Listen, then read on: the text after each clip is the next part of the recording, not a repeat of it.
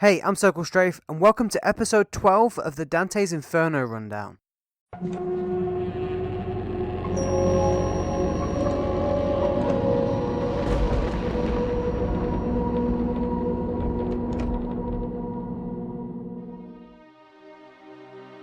This is the final episode of this series.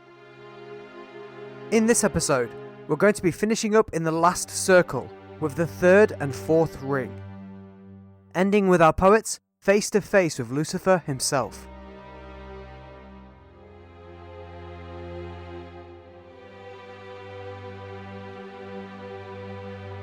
The sinners in the third ring are not embedded in the ice of Cocytus vertically, but horizontally, with their faces protruding from it.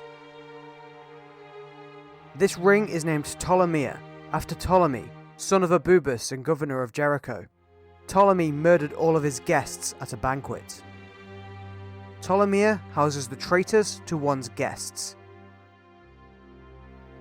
The sinners in Ring 3 cannot cry, as their tears crystallize immediately, glazing over their eyes. Dante himself is going numb from the cold, and he turns to Virgil. Virgil says, "The source of this cold wind will soon become clear." A sinner cries out to Dante, believing that he is a sinner himself. He asks Dante to remove the glaze from his eyes, so that he may see for a moment before going blind from tears once more. Dante promises to do this on pain of banishment to this punishment himself, if the sinner names himself and tells his story. The sinner says that he was Fra Alberigo. He invited his relatives over for dinner and had them assassinated. The sinner says that he does not deserve this punishment. Dante is shocked, but not by the punishment, but by the fact that Fra Alberigo is still alive. He recognizes the name and the tale the sinner told. Alberigo replies, "In this ring, some of us are indeed alive on the earth. At the time of our horrific sin, we were torn from our flesh prematurely and passed down into this frozen punishment. Our bodies still inhabit the world above, possessed by demons." Alberigo points out a man named Brancadoria, another man Dante knows is definitely still alive. Dante refuses to wipe the sinner's eyes like he promised. He says that by not doing so and being rude, he is giving the sinner a courtesy in hell. He curses the Genoese, to whom Branca and Alberigo belong, saying that they are so corrupt that they can go to hell before they have even died. Dante says that all demons should be wiped from the earth.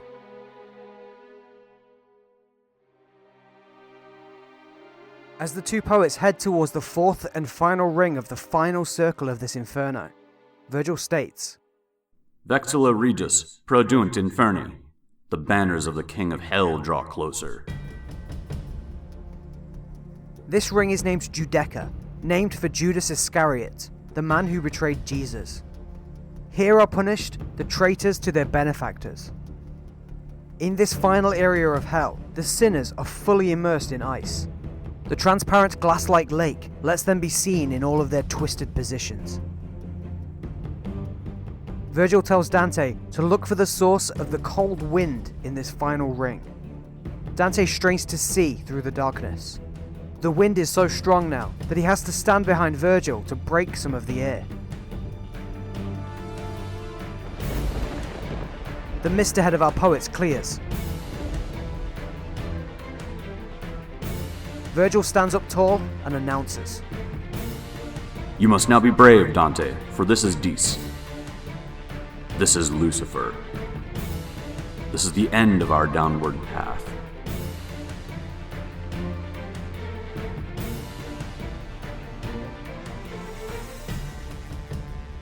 Dante freezes and communicates with the readers directly. He says that he is not sure whether he is alive or dead. He is at this very moment staring upon the King of Hell himself. Dante tells the reader that Lucifer is absolutely enormous. Such as the difference between he and the giants, Lucifer would be the same size to them.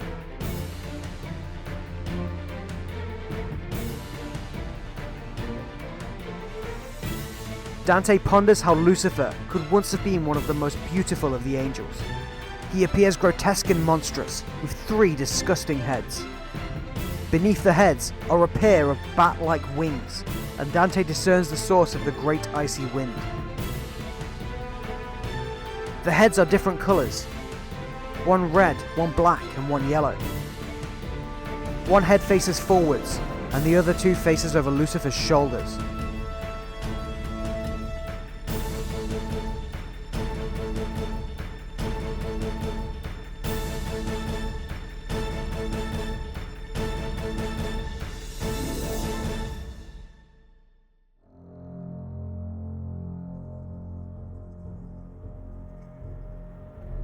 From each of his 3 faces, Lucifer weeps, with his tears dripping into each one of his mouths.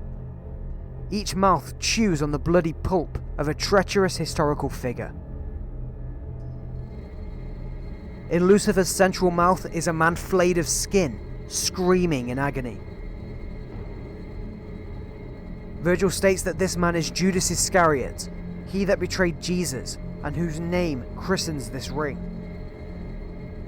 The man in the black mouth is Brutus, who betrayed Julius Caesar.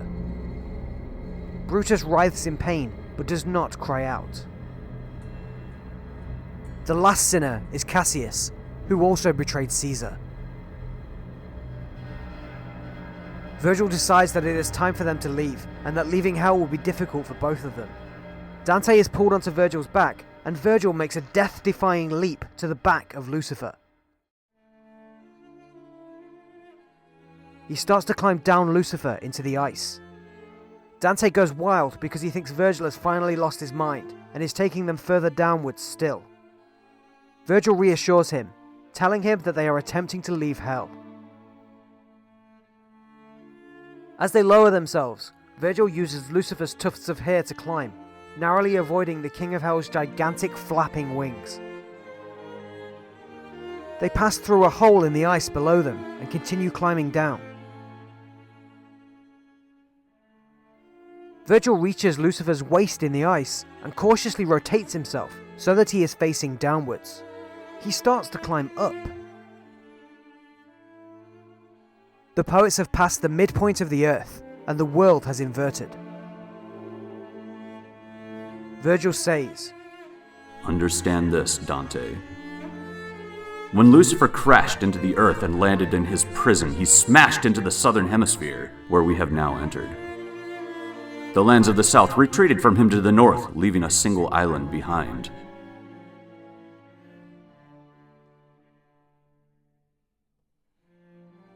The poets reach a ledge, and Dante takes a deep breath, looking down on Lucifer's feet along the climb that they just made. Before them is a crevice, leading to a long and winding path alongside a stream. The path rises upwards and upwards to an exit and fresh air.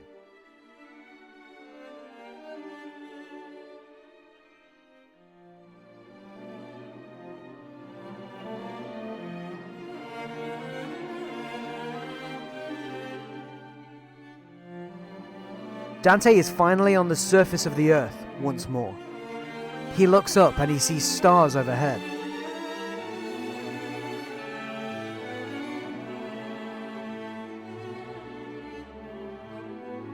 Having passed through the Great Inferno, he is now on the opposite side of the world. Welcome to the island of Purgatory.